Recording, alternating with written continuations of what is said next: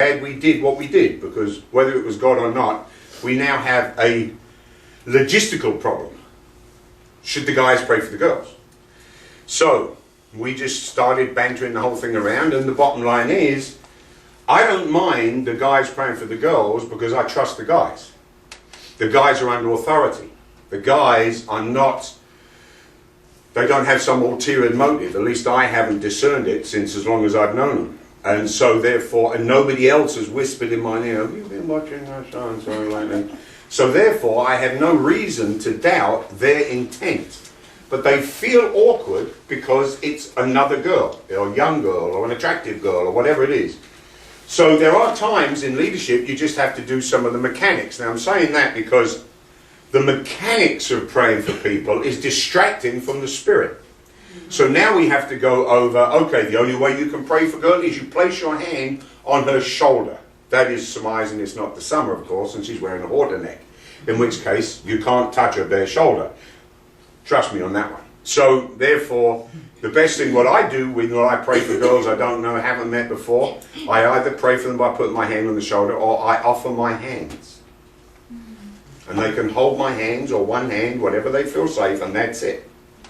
So these things are important because as leaders we must be mindful of not causing offense. And all that time, probably Bob's feeling, oh man, I don't know whether I should be doing this or I should be doing that. So how effective he was in prayer is a question, but it doesn't matter. Because you can't always automatically do the logistical and the mechanics of something. When you're automatic in that, then you're more effective in the spirit. But until you start, and this is my whole point, is starting. It's time to start it. It's time to start praying for people. It's time to start. We're not just going to get anybody in the sanctuary praying for anybody, but I want to encourage you.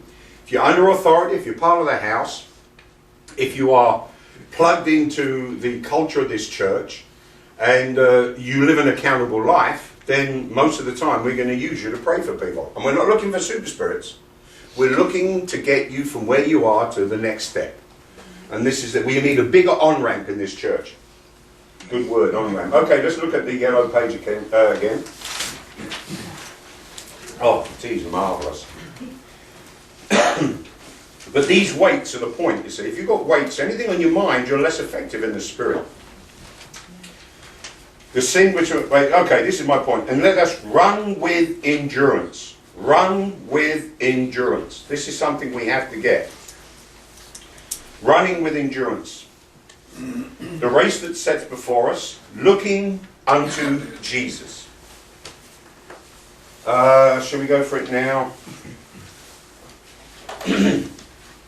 No, next verse, right? Then we got 2 Timothy chapter 2, verse 1. You therefore, my son, be strong in the grace that is in Christ Jesus. Right, the underline. And the things that you have heard from me among many witnesses, commit this to faithful men and women. Commit this to faithful men and women. I threw the women in. We're going to do a video for the, what's the next one upstairs? Not in it. The youth, not the youth, the All-Stars. We have a hole in the All-Stars, which is the, what age are the All-Stars? Somebody 5th to 8th grade. 5th to 8th grade. And Joan Hall has been running that off and on for 21 years. I found out the other day. I was shocked, mate, when I found that out. So, anyway. So we need somebody to replace it, and I'm going to do the ad for it. And the first thing I'm going to do is I'm going to... Come on, you know that tall chair I use with the arms, a swivel chair, the director's chair I call it? I'm going to film that empty for 15 seconds. And then fade out, and fade back in, and I'm sitting on it and saying, that's what happens when you don't turn up. And I'll be honest with you, as the pastor of this church, and as a man of God who I think am not a grapefruit, I'm sick of people not turning up. So I might as well tell someone, so I'll tell you. This is a leadership course. This is what makes pastors mad. It's people that don't turn up or phone Saturday night at 9 o'clock about Sunday morning, their responsibility. It's not acceptable. I don't know any other situation where this is acceptable. You know, I used the term yesterday. Remember when little Jeremy missed the lights? I called it dereliction of duty.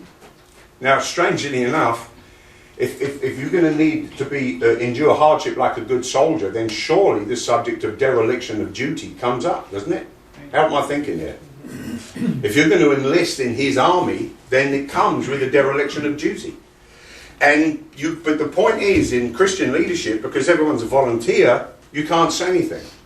And that's what we've got to change. In future, all leaders have got to speak to their people and say, why didn't you come? We were relying upon you.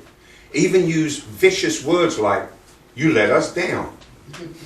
Now there's mean-spirited Christianity for you. But the point is, if you had if everybody realizes that everything we're doing in life is because of the empty chair, then how important is it? How important? Nelson Searcy, he's so adamantly, he's a pastor in New York City.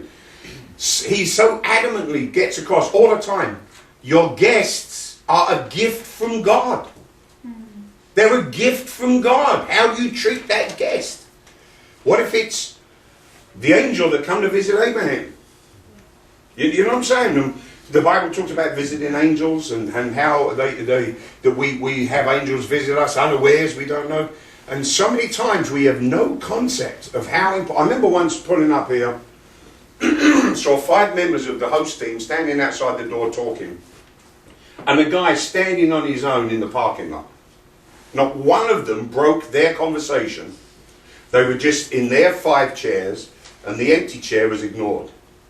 You see that I'm trying to get this point across. Once we begin to get our focus on the empty chair, then that is really what life is all about. The church is the only system in the world that is set up for those who aren't there yet. And this has got to become our focus. Does that mean we ignore each other? No. Preach, teach, make disciples, and be witnesses. But the first thing, I believe, is preach. We have to get the people to hear the gospel. Alright, so let's go through that 2 Timothy chapter 1. I'm taking too much time here, because this is, to me, is a very important point. Teach faithful men and women. People who don't turn up, people who don't show, people who don't take their ministry seriously enough. I'll be honest with you, the Bible always talks about giving God your first fruits. Your first fruits.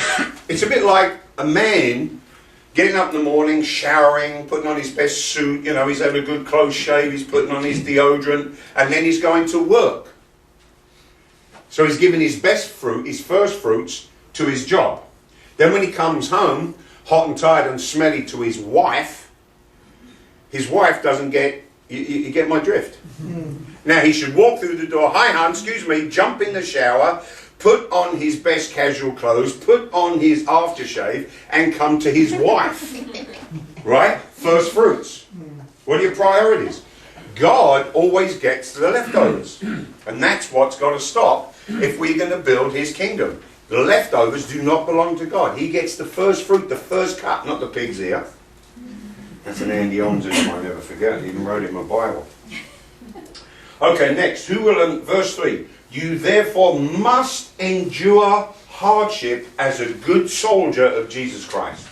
And if anyone competes in athletics, oh, wait a minute, I missed there. Himself with the affairs of this life, that he may please him who enlisted him. Like the word enlisted.